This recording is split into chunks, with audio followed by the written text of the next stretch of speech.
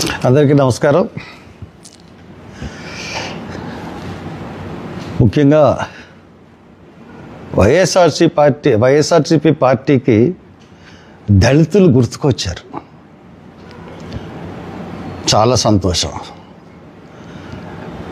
దళిత force పెడతారట గ్రామాల్లో. దళితుల మీద కుల వివక్షణ జరుగుతుందంట. ఆహా, చాలా కాలానికి దళితులు గుర్తొచ్చారు జగన్ గారికి. ఎస్సీ దళితుల మీటింగ్లో పెడతా ఉన్నారు. వాళ్ళకి సంక్షేమ కార్యక్రమాలు అందట్లేదట. ఇవన్నీ బాగానే ఉన్నాయి, కానీ మీరు చేసింది ఏంటి జగన్ గారు? మీ పాలనలో ఎంతమంది దళితులు చనిపోయారు? డాక్టర్ సుధాకర్ మాస్క్ అడిగాడని చెప్పి అతన్ని క్రూరంగా హింసించి మీ పాలనలో చంపేశారు. మాస్క్ పెట్టుకోలేదని లాకప్ డెత్ చేశారు కిరణ్ కుమార్ని చీరార్లో. ఇంకా పోలీసులు కేజీహెచ్ దగ్గర అమ్మాయి దగ్గర పాస్ లేదని చెప్పి ఎంత దారుణంగా కొట్టారో అన్నది అన్ని టీవీల్లోనూ వచ్చింది. అబ్దుల్ సత్తార్ని సిఐ హింసించి ఆత్మహత్యలు చేసుకునేలాగా చేస్తే, నువ్వు చచ్చిపోయినా నీ కుటుంబాన్ని వదిలిపెట్టను అన్న మాటతో నంద్యాలలో కుటుంబంతో సహితంగా అబ్దుల్ సత్తార్ ఆత్మహత్య చేసుకున్న ట్రైన్ కింద పడి. ఎంతమంది అమ్మాయిలు, అనంతపూర్లో స్నేహలత ఎంతో కాలంగా పోలీస్ ప్రొటెక్షన్ అడిగినా ఇవ్వకపోతే అదే మనుషులు 2 సార్లు ఇంటి మీద దాడి చేసినా కానీ తర్వాత అమ్మాయి బ్యాంకు ఉద్యోగం చేసుకుంటుంది. ఆ స్నేహలతని అనంతపురంలో ఆ అమ్మాయిని చంపేశారు. ఇంకా ఈ రకంగా చూస్తుంటే ఎంతమంది హత్యలకు గురయ్యారో అన్నది మీకు తెలుసు. ఎప్పుడన్నా ఒక్క హత్య గురించి కానీ దళితులు చేసిన హత్యల గురించి మాట్లాడారా మీరు? మీరు వచ్చి రాగానే అసైన్డ్ భూములు, దళితులకు చెందిన అసైన్డ్ భూముల్ని ప్రవీణ్ కుమార్ అని చెప్పి ఒక స్పెషల్ ఐఏఎస్ ఆఫీసర్ని దీనికి ఎక్కడెక్కడ ఏ భూములు ఉన్నాయని చెప్పి cent, 1/2 cent, 3 cent, 4 cent Indiramma ఇచ్చిన స్థలాలను కూడా దళితుల దగ్గర నుంచి లాక్కున్నారు. ఒకదానికన్నా కాంపెన్సేషన్ చేశారా? మీరు ఇప్పుడు దళితుల గురించి, కుల వివక్ష గురించి మాట్లాడడానికి మీకు ఏమైనా హక్కు ఉందా మీ పార్టీకి? అసలు దళితుల గురించి మాట్లాడే హక్కు మీకు లేదు. అమాయకులు దళితులు మిమ్మల్ని చాలా నమ్ముకుని వాళ్ళు చేస్తే వాళ్ళకి మీరు చేసింది ఏంటో చెప్పనా? ఇంతకుముందు మా ప్రభుత్వంలో, కాంగ్రెస్ ప్రభుత్వంలో ఉన్నటువంటి 25 స్కీములు మీరు రద్దు చేశారు. మేము సబ్ ప్లాన్ తీసుకొచ్చి దళితులకే ఖర్చు పెట్టాలంటే ఆ సబ్ ప్లాన్ని దళితులకు ఖర్చు పెట్టకుండా జనరల్ బడ్జెట్లో ఉన్న ప్రోగ్రామ్స్ ఖర్చు పెట్టి అదే సబ్ ప్లాన్ నిధులకి ఖర్చు పెట్టినట్టు చూపించారు. ఎంత దగా అంటే, జనరల్ బడ్జెట్లో కేటాయించిన సొమ్ముల్ని ఎస్సీ సబ్ ప్లాన్ నుంచి తీసుకుని వెళ్ళి జనరల్ బడ్జెట్లో ఖర్చు పెట్టారు. ఇది నిజంగా చూస్తే అక్రమం, అన్యాయం. తర్వాత ఎస్సీ కార్పొరేషన్ నుంచి వచ్చే నిధుల్ని ఆపేశారు, కంప్లీట్గా ఆపేశారు. ఒక్క లోన్ కూడా మీ హయాంలో, మీ 5 సంవత్సరాల హయాంలో ఒక్క లోన్ కూడా ఇవ్వలేదు. భూమి కొనుగోలు పథకం ఇంతకుముందు ఉండేది మా కాంగ్రెస్ టైంలో. భూమి లేని వాళ్ళకి భూమి కొనుగోలు పథకం ఉండేది, దాన్ని కూడా రద్దు చేశారు. బెస్ట్ అవైలబుల్ స్కీమ్స్ అని కాంగ్రెస్ పెట్టింది. కాంగ్రెస్ పెట్టిన బెస్ట్ అవైలబుల్ స్కీమ్ని మీరు తీసేశారు, కంప్లీట్గా ఎత్తేసారు. బెస్ట్ అవైలబుల్ స్కీమ్ అంటే ప్రతి జిల్లాలోనూ ఒక 500 మందిని మా వివిధ స్కూల్స్కి పంపించి వాళ్ళకి సంబంధించిన ఫీజుల్ని, హాస్టల్ ఫీజు తర్వాత స్కూల్ ఫీజు కూడా గవర్నమెంటే కట్టి చదివించేది. ఇంటర్మీడియట్ వరకు, ఇంటర్మీడియట్లో కార్పొరేట్ కాలేజెస్లో చదివించేది. దానికి 70,000 కట్టేవారు. 70,000 140,000 2 సంవత్సరాలు కలిపి కట్టిపోరు బెస్ట్ అవైలబుల్ స్కూల్ స్కీమ్లో. అది కూడా మీ టైంలో ఎత్తేసారు. అన్నిటికన్నా దారుణ కులాంతర వివాహాలని ప్రోత్సహించాలి, కులాన్ని సమాజం నుంచి వేరు చేయాలి. అందుగురించి కులాంతర వివాహాలు మనం ప్రోత్సహించాలి. అటువంటి కులాంతర వివాహాలు చదువుకుంటే మనం బెనిఫిట్స్ ఇచ్చేవాళ్ళం మా టైంలో, కాంగ్రెస్ టైంలో. మీరు దాన్ని కూడా రద్దు చేశారు. కులాంతర వివాహాల్లోకి ప్రోత్సాహం, జాబ్స్లో కూడా వాళ్ళకి ప్రిఫరెన్స్ ఇవ్వమని, తర్వాత వాళ్ళకి ₹1,00,000 3 లక్షల వరకు ఇచ్చేది కాంగ్రెస్ టైంలో, కిరణ్ కుమార్ రెడ్డి టైంలో. దాన్ని కూడా మీరు రద్దు చేశారు. National scheduled cost development finance corporation, దాని నుంచి అంతకుముందు గవర్నమెంట్లో కార్లు వచ్చినాయి, మా కాంగ్రెస్ గవర్నమెంట్లో కూడా కార్లు ఇచ్చారు. దాన్ని కూడా మీరు అసలు మొత్తం ఎన్ఎస్డిసిని తీసేశారు. అంబేద్కర్ విదేశీ విధానం దాన్ని అంబేద్కర్ పేరు తీసి, నిజంగా ఎవడన్నా బుద్ధున్నవాడు ఎవడన్నా ఆడ పేరు పెట్టుకుంటారండి? ఆయన పేరు తీసి జగన్ విద్యా పథకం, విదేశీ విద్యా పథకం అని తమరు పెట్టుకున్నారు. మీరు అసలు దళితుల గురించి మాట్లాడడానికి మీకు ఏమన్నా హక్కు ఉందా? ఇంతకుముందు స్టడీ లీవ్ పెట్టుకుంటే వాళ్ళకి ఇన్సెంటివ్స్ వచ్చి స్టడీ లీవ్కి సంబంధించిన అలవెన్సెస్ కూడా ఇచ్చేవారు. దాన్ని కూడా తీసేశారు.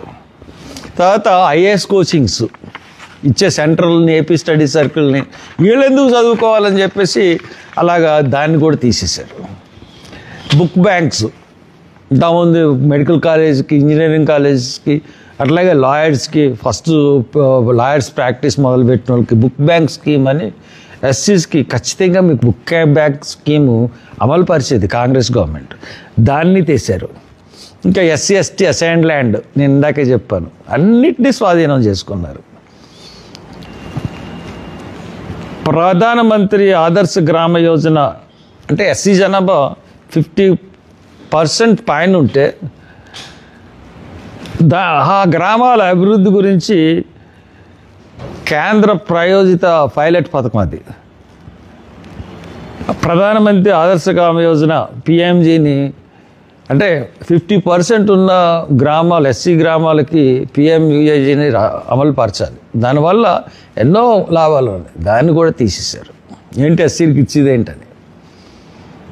స్టార్టప్ ఇండియా ద్వారా ఎస్సీ ఎస్టీలకు రుణాలు ఇచ్చే కేంద్ర ప్రభుత్వ పథకాలు కూడా రద్దు చేశారు. జీవో నెంబర్ 77 ఇంతకుముందు కాంగ్రెస్ గవర్నమెంట్లో పీజీ చదివి ప్రతి విద్యార్థికి కూడా ఫీజు రియంబర్స్మెంట్ ఉండేది. ఎంబీఏ చదివినా, ఎంసీఏ చదివినా, లేకపోతే ఎంఎస్సీ చదివినా, ఎంఎస్సీఏ చదివినా, ఎంఏ చదివినా అందరికీ సెల్ఫ్ ఫైనాన్స్ కోర్సు నుంచి యూనివర్సిటీ ప్రతి ఒక్కరికి కూడా ఇది ఫీజు రియంబర్స్మెంట్ ఉండేది. అసలు ఎస్సీలు ఎందుకు డిగ్రీ వరకే చదువుకోవాలి, వీళ్ళు పీజీలు ఎందుకు చదవాలన్న ఉద్దేశంతో మీరు అణిచివేయడానికి ఎస్సీలకి మీరు దారుణంగా ఆ ఫీజు రియంబర్స్మెంట్ పథకం ఎప్పటి నుంచో అమలవుతున్న పథకం. మేము చదువుకున్నప్పుడు కూడా ఎస్సీలకి స్కాలర్షిప్ అని ఉండేది. మా ఫీజు అంతా గవర్నమెంట్ భరించేది. దాన్ని కూడా మీరు తీసేశారు. ఇది చాలా అన్యాయం. మీరు ఎస్సీల గురించి ఈరోజు మాట్లాడుతున్నారు. తర్వాత నేషనల్ సఫాయి కర్మచారీస్ finance development corporation,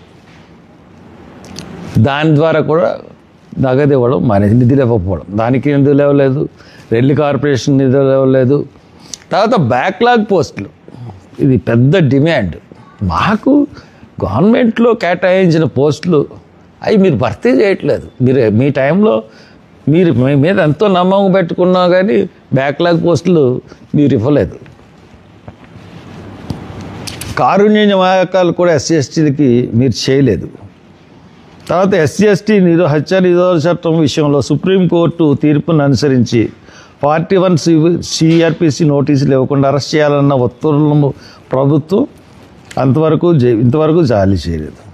SC ST case పెడితే జనరల్గా 7 సంవత్సరాల కన్నా తక్కువ శిక్ష పడేదానికి 41 సిఆర్పిసి నోటీసు ఇస్తారు, అంటే వాళ్ళని అరెస్ట్ చేయరు. ఎస్సీ ఎస్టీలకి కేసు పెట్టినప్పుడు దాని నుంచి మినహాయించండి, ఎస్సీ ఎస్టీలు కేసు పెట్టినప్పుడు తప్పకుండా అరెస్ట్ చేయండి అని చెప్పి కేంద్ర ప్రభుత్వం ఇన్స్ట్రక్షన్స్ ఉంటే దాని మీద కూడా మీరు ఇవ్వకుండా ఎస్సీ ఎస్టీ నిరోధక చట్టంలో కూడా కేసులు పెట్టిన స్టేషన్ బెయిల్ ఇచ్చారు ఎంతోమంది. శిరోమండనం కేసు ఎగ్జాంపుల్ చెప్తా ఉన్నాను. ఆ కేసు వాడి ఇప్పుడు దాకా అరెస్టే చూపించలేదు 41 CRPC. మీ టైంలో శిరోమండనం జరిగింది. ఒక రాజమండ్రిలో ఒక అమ్మాయి మీద గ్రూపు ఇచ్చేసింది, అమ్మాయికి న్యాయం చేయలేదు. తర్వాత తొండంగి గ్రామంలో అక్కడ ఘర్షణ జరిగే కాపులు ఒక దళిత యువకుడిని చేస్తే దాని మీద కూడా మీరు సరైన తీరుగా మేము ప్రవర్తించలేదు. మేము యాజిటేషన్ చేసిన తర్వాత న్యాయం జరిగింది. ఎక్కడ చూసినా రాయలసీమ కానీ కోనసీమ కానీ కడపలో పులివెందుల్లో అది ఒక ఆవిడ్ని నేను వెళ్ళాను, వాళ్ళ అమ్మగారి దగ్గరికి వెళ్ళి మాట్లాడాను, ఆవిడని చంపేశారు. ఇలాగా మీ జిల్లా కాడి నుంచి కర్నూలులో మీరు అక్కడ కులాంతర వివాహం చేసుకున్నాడని చెప్పి అబ్బాయి పేరు అబ్బాయిని పీక్ నరికి చంపేశారు.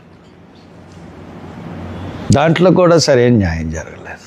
కులాంతర వివాహం చేసుకుందని చిత్తూరు డిస్ట్రిక్ట్ అక్కడ కూడా మీరు అమ్మాయిని బావిలో పడేసి చంపేశారు. వాళ్ళ మీద కూడా సరైన న్యాయం చేయలేదు, మీరు స్టేట్మెంట్లే ఇవ్వలేదు. అటువంటి స్వభావం ఇది. ఎస్సీల గురించి క్రిస్టియన్స్ గురించి ఎందుకు మాట్లాడాలన్న స్వభావం ఇది. ఈ గొర్రెలు, ఈ అమాయకులు మిమ్మల్ని మీ వెంటే పడతా ఉన్నారు. ప్రగడాల ప్రవీణ్ కుమార్ హత్య అది యాక్సిడెంట్ అని చెప్తుంది. ప్రధాన ప్రతిపక్షం కింద ఒక్క స్టేట్మెంట్ అని ఇచ్చారు మీరు.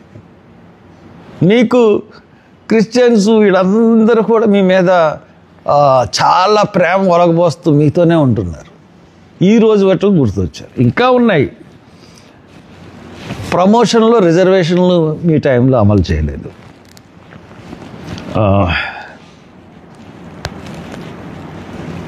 తర్వాత మీరు ఎక్కగానే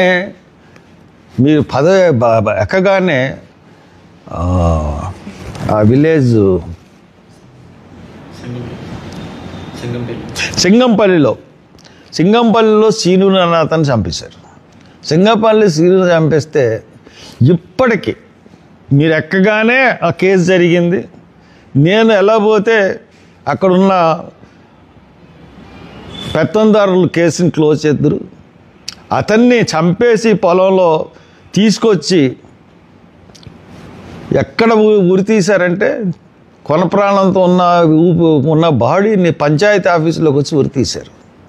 వెనక నుంచి కర్రలు పెట్టి, ఎందుకు మామిడికాయలు తీసుకున్నాడని, వేరిపోయిన మామిడికాయలు తీసుకున్నాడని సీనుని. ఇంకా అలాగే కొవ్వూరులో మలకపల్లిలో గడ్డం సీను అతన్ని చంపేసి బట్టలు లేకుండా ఒంటి మీద ఆ కేసును కూడా మాఫీ చేయించారు. నేను 6 నెలలు అయిన తర్వాత పోస్ట్ మార్టం చేయించాను బాడీని. అయినా కానీ దోషుల్ని ఇప్పటివరకు కూడా అరెస్ట్ చేయలేదు. కాబట్టి మీరు దళితుల గురించి మాట్లాడడం అన్నది హాస్యాస్పదంగా ఉంది. జగన్ గారు మీ ఓడితో మాట్లాడించడం.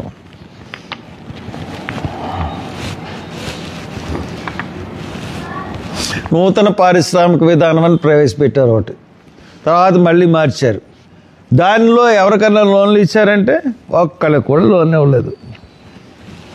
తర్వాత అన్నిటికన్నా దారుణం, మీ హయాంలో మెడికల్ కాలేజీలు పెట్టారు. 8 మెడికల్ కాలేజీలు అనుకుంటా. 8 మెడికల్ కాలేజీలో డెఫినెట్గా ఎస్సీసీకి కానీ వాళ్ళ రిజర్వేషన్ ప్రకారం సీట్లు రావాలి. 15% కాలేజీలో 15% అంటే 150 సీట్లకి ఖచ్చితంగా 10 సీట్లు రావాలి. అటువంటిది మీరు 12 సీట్లు రావాలి. అటువంటిది మీరు ఏం చేశారో తెలుసా? సగం సీట్లు అమ్మకానికి పెట్టేసుకున్నారు. అమ్మకంలో పోనీ రిజర్వేషన్ పెట్టారు, అమ్మకంలో కూడా రిజర్వేషన్ పెట్టలేదు. అమ్మకంలో రిజర్వేషన్ ఉన్న 50 సీట్లలో రిజర్వేషన్ పెడితే ఎస్సీస్ దగ్గర 6 సీట్లు కోల్పోయారు. ఎస్సీస్ ఏంటి, బీసీలు ఏంటి, మెరిట్ స్టూడెంట్స్ రేట్ అందరూ మీరు అమ్ముకున్నారు. మెడికల్ కాలేజీలు పెట్టి సీట్లు అమ్ముకున్నారు. మీరు ఎస్సీల గురించి మాట్లాడుతూ ఉన్నారు.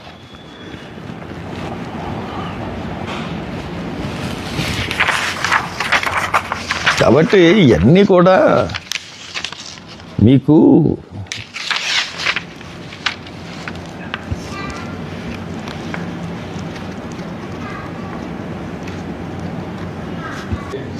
తర్వాత అన్నిటికన్నా దారుణం, మీ ఎమ్మెల్సీ ఆ వీధి సుబ్రహ్మణ్యం అన్నవాడిని, ఆ డ్రైవర్గా ఇంతకుముందు పనిచేసిన వాడిని రహస్యాలు అడిగి తెలుసు అని చెప్పి చంపేసి డోర్ డెలివరీ చేసేది. దాని మీద నేను హాస్పిటల్లో ఎవరు మన జనసేన ఎమ్మెల్యే ఇప్పుడు 19 నానేజీ నేను మీ ఇద్దరు మార్నింగ్ నుంచి మధ్యాహ్నం వరకు చేసిన చేసిన దీక్షల వల్ల ఆ రోజు ఎమ్మెల్సీ మీద కేసు రిజిస్టర్ చేశారు. లేకపోతే అసలు ఎమ్మెల్సీని తప్పించేద్దాం అనుకున్నారు. అలాగా మీ ఆర్డర్లు ఇచ్చేవారు. మీ ఎమ్మెల్సీ ఒకరిని చంపేస్తే ఆడి జైలు నుంచి విడుదలైనప్పుడు మీ జిల్లా వైఎస్ఆర్సీపీ ప్రెసిడెంట్ భుజాల మీద మోసాడు. కాబట్టి ఇటువంటి విషయాలు జరిగినాయి అంటే మీ టైంలో చాలా గొప్ప విషయాలు జరిగినాయి జగన్ గారు. దళితులకి ఈ రాష్ట్రం ఏర్పడిన తర్వాత అత్యధిక ద్రోహం చేసిన మనిషి ఎవరైనా ఉన్నారంటే మిస్టర్ జగన్మోహన్ రెడ్డి దువ్వే.